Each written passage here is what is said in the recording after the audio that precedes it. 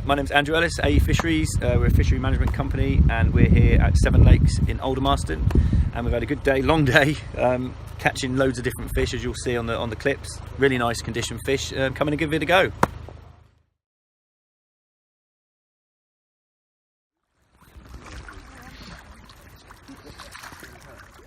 Lovely fish, yeah. Is that a chub? Yeah. I get it. Yeah. Netting of Lake 6. The nice thing about it is, When was the last time you caught that? I caught it still on that open day. On that, when Ellis. What do we have here then, chaps? Grandfather. The grandfather weighing in at 22.5 pounds. When we had a relaunch in July, 22.5 pounds. Ryan caught it. Put on a bit of weight. Grown a couple of pounds in a year. Caught. There you go. He caught his, Yeah. one named after his dad. We just did a real nice finishing thing, you know, for the social. Nice. They're easy to manage. Yeah. But seriously, they're ideal size. The cormorant within an hour, left and going devices in a couple of hours, he'll fly up and down here and he'll figure out which lake is the easiest lake to catch the foreign fish with. Then you're an otter.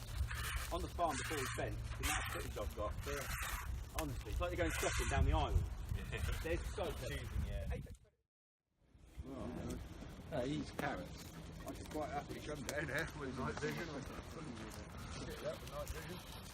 Yeah. The other thing was a lot of clubs started to switch on, but I mean, 15, 20 years ago we started selling fish. It was a totally different game. But now a lot of clubs, which actually fits in with what we do, and we don't even start selling fish until like end of February. A lot of clubs know they all want smaller fish, give all the money and stuff, but they want to.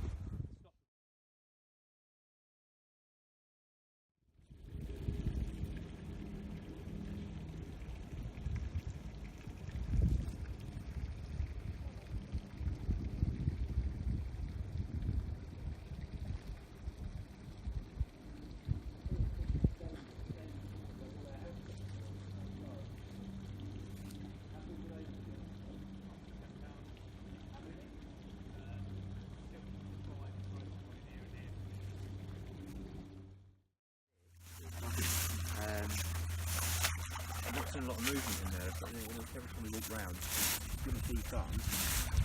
Like Frank, but he's sat on there, so you have to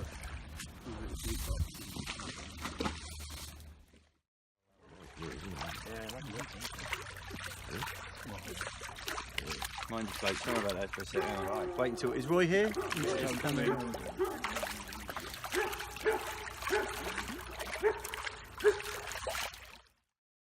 Out of here, Roy? I'd like to weigh a small sample and photograph the ones that we weigh so that I can compare them against what I've got.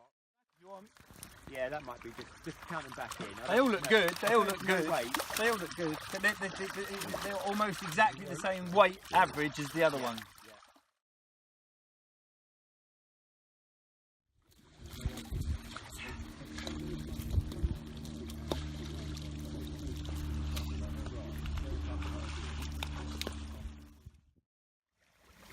All very similar. Literally same size.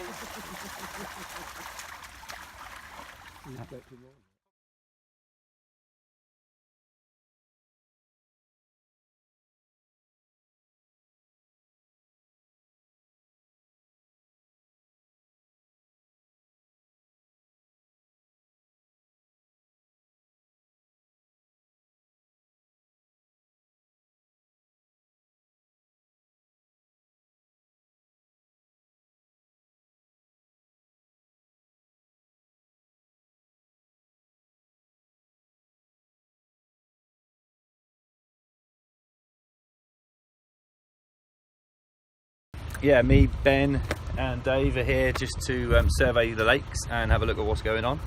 We've done 1, 2, 3, I think 3 or 4 of the lakes. Roy's put a lot of work and effort into sort of bringing them back to some sort of resemblance of order, and stocked a lot of fish, which we've seen a lot of. As you've taken loads of pictures, you'll be able to show people. But yeah, we've done the main lake, caught stacks of carp in there, really good condition. You know, there's been a bit of predation by cormorants as you move up the ponds, no doubt, but that's the same as everywhere, especially around here. But all the fish we're catching, and I think there's more fish here than people realise. are in good condition. You know, they can always get a bit bigger, and you can always do a few things to improve it. But bottom line is, he's done a hell of a lot of work to these lakes. And yeah, well, this is the last one we're going to do. It's, God knows what time it is, 3 o'clock I think, and catch a few more here. But yeah, the fish are in good condition. We caught some nice perch, some roach, and loads of decent sized carp, so it's all good really.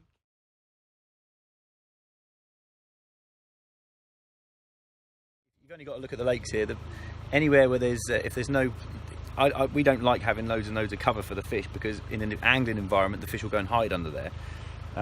But it is a refuge for little fish. Unfortunately, if the fish are hiding from the cormorants in little balls like that, the anglers can't catch them anyway. So it's a bit of a, it's a pain in the neck for everyone. But yeah, cormorants are they're so clever. And as you can see, like we netted the big lake and caught 100 plus carp and no roach.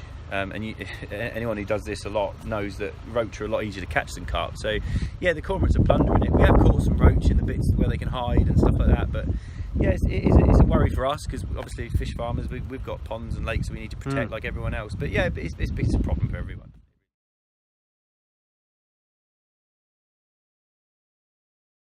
The problem is we do this every day. We do this full time for a living, and we go literally everywhere. We do hundreds and hundreds and hundreds of miles every couple of weeks, and yeah, I mean, you net lakes like this and you catch loads of fish, and occasionally you don't, but 90% of the time you're netting lakes where everyone fishes and puts bait in and people feed and all this and stock, and you're catching a lot of fish. Unfortunately, there's a lot of anglers, and it is the ones who don't catch are the only ones that moan. The ones that catch keep it to themselves a lot of the time. It's not just carp fishing, it's with all sorts of fishing.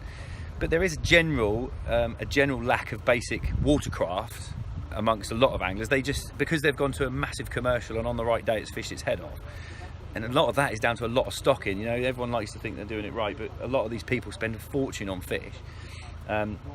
Those people have gone and had a red letter day and caught a load of fish once or twice here and there at relatively easy, heavily stocked lakes.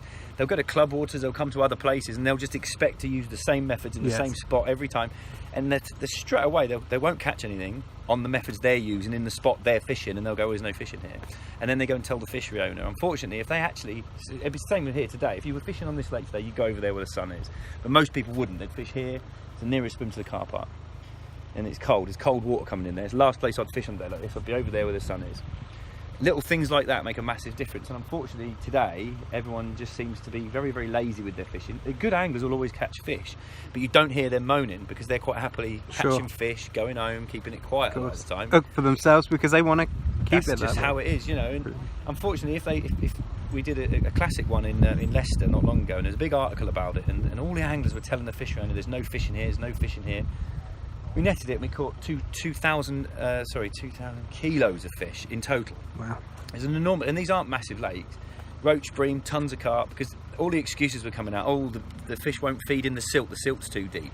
So there's us pulling nets in, and suddenly they all go very quiet when there's tons of fish in there. And it's like, well, if you can't catch them in here, I'm sorry, but you need to understand fish, not fishing magazines, because the difference is monumental. Good anglers go there and catch loads. Sure. But a lot of anglers go there and don't catch anything, and it's the same everywhere we go. They'll blame everything. They won't think maybe the oxygen's low or maybe this. They'll go, oh, there's not enough fish. You know, they won't look at any other factors apart from, they'll never blame themselves.